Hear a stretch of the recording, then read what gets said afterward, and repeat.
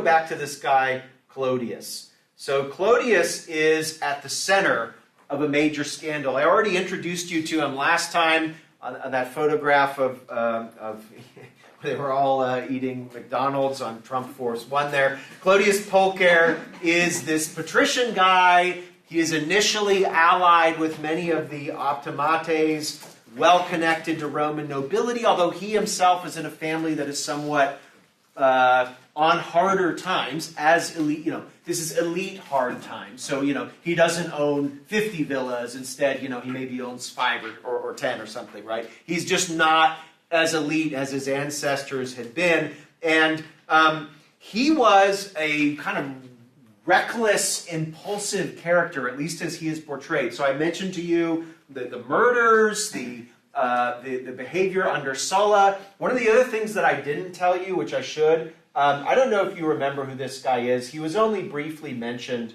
a week ago, Lucullus. Lucullus was a commander against Mithridates while Sulla was dictator, and then in the years in the 60s, not while Sulla was dictator, in the 60s BC, while Pompey was over there fighting Sertorius, and then all the slave revolts were happening in Italy. Lucullus had been given command to go fight Mithridates, and then I mentioned to you that his troops mutiny against him. And eventually, like Pompey goes over there, right, and sweeps through Asia Minor, and then he goes all the way into the Near East, right? Remember all of that? What I didn't tell you, because I hadn't introduced him yet, was that Clodius may have been behind Lucullus's falling out of favor with his soldiers. Lucullus was married to Clodius's sister. And there have been accusations in the sources that Clodius's debaucheries included incest with his sister, and that they had a kind of a romantic relationship between the two of them, and that Clodius had actually kind of made a scandal of this while Lucullus was away in Asia Minor, and that this in part led to the mutiny, and that Clodius actually went over there and started kind of a whisper campaign among Lucullus's troops that actually Pompey would be a better fit. And that if Pompey would just come over here, you wouldn't have to deal with this quagmire, because if you remember, Lucullus was really bogged down over, he was not having substantive, the war wasn't being won. It looked like another Jugurthine war. Do you remember that? So this was a very effective way of undermining things. And it just shows you, too, it illustrates something I want to bring up, which is relevant in a moment, which is that Clodius and Pompey are kind of allies. They do kind of get along at this point. And what is this point? We're talking about the year 62 BC. That's where we're starting things off right now. So what happens with Clodius? Julius Caesar is elected Praetor in 62 BC. He is also serving as Pontifex Maximus, right? He is the head of Roman religion. And what happens is Clodius is involved in something called the Bona Dea scandal. And this is Bona Dea right here. So what this is this is a kind of gathering of Roman women. And it's a kind of secretive gathering. Men don't really know what goes on in this gathering. There's rumored to be, everything from, kind of clandestine plotting about how to control their husbands. Of course, the Roman mind wanders into sexual areas as well. Are the women all engaging in sexual activities while the men are away? There's this whole mystery of what's going on at the Bona Dea. And it's traditionally held in the house of the Pontifex Maximus. The wife of the Pontifex Maximus is the one that hosts this meeting, which in this case is Julius Caesar's wife. Her name, by the way, is Pompeia. I think that's how we spell her name. Do this.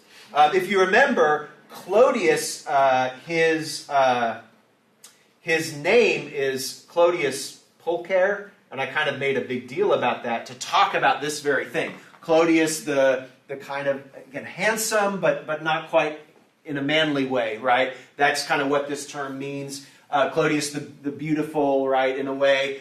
So he fits in, right? He is able to dress as a woman, sneak into the Bona Dea, and this is a tremendous scandal. Not just because the cross-dressing is not what's the problem. The problem is that this festival is not just a secret social gathering for women. It ensures, again, in the Roman mind, right? Bona Dea is the goddess that's in charge of fertility in the city. Like, if she is not worshipped correctly, babies will not be born. This is a huge deal. If she is not worshipped correctly, fertility among animals will not occur. So a sacrilege at her main festival, her main meeting of everybody, is going to damage livestock. It can even have ancillary effects on crops, right? So this is a huge danger to the Roman state, to their food supply, to their economic prosperity. The Roman mind would have connected both of those things. Now, we are told in the primary source reading that you read that Clodius and Caesar's wife do maybe, like, they don't sleep with each other, but that Clodius was interested in Caesar's wife, and that there could have been maybe something there, but they don't actually consummate it. That is made very clear. They don't actually sleep together. At the same time, Caesar, right, does this thing which, we might criticize him for, which is he says, look, okay, Clodius and my wife don't sleep together, but my wife has to be above suspicion. And the very fact that Clodius was there when I wasn't there to supervise, like my wife was there with a man, and just even the hint of the possibility of this, right? This is like Mike Pence rule on steroids, right? And so the idea here is that nope, she's now been compromised. I can't guarantee that all children will always be mine because she's not been kind of rigorously controlled. So he divorces her. He divorces his wife, Pompeia. And this obviously, tells us a little bit about Caesar, right? He will, he cares deeply about his reputation, and this is something that will come up by the end of the day. So I'm just placing a little bug in your ear, and this will come back by the end of the talk today. Caesar cares about his reputation. Doesn't matter that he has to divorce his wife. He cares too much about his reputation. There is a trial. Clodius is put on trial. Now, Clodius has some friends in high places, so he is hoping to get out of the trial, hoping to get out of being charged. And his main argument is, hey, I wasn't even there. Like, you can't even prove that I was there. Despite the fact that some women saw that he was there, and I don't know the details of the trial. Maybe their testimony wasn't viewed as credible. All things equal, are you going to take a woman's testimony over a man's testimony? I don't know if that was it. But whatever it was, that was Clodius's argument, is just, I wasn't there, nobody can prove that I was there.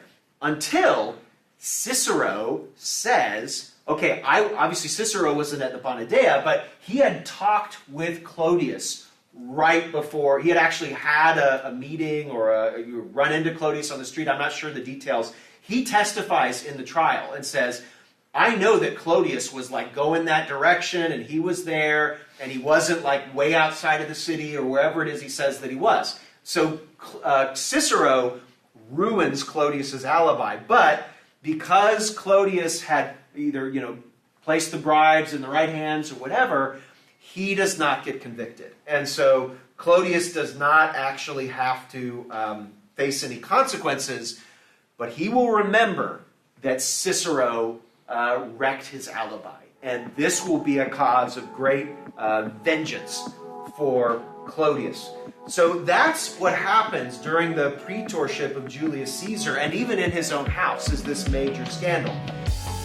Did you get something out of that video? Did you learn a little more about Roman history? If you did, would you click that like button? It's a small thing that you can do that really helps grow the channel.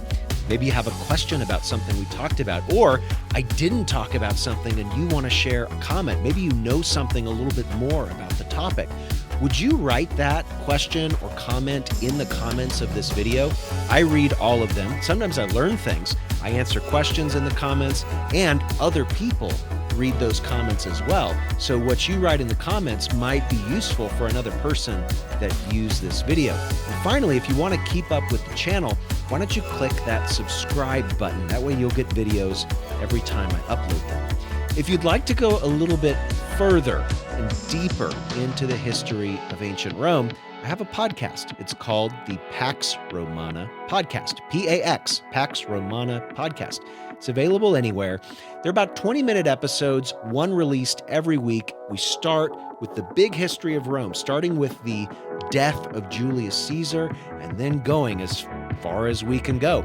There are some big highlights during that period. Obviously, things like the reign of Nero and the Great Fire, the birth of the empire under Augustus, the reign of Marcus Aurelius, Rome's Stoic emperor, also the rise of the church, the crisis of the 3rd century.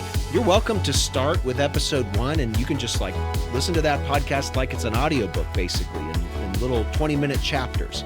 Or maybe you want to dip in particular episodes. You can just look through the back catalog and find what you like.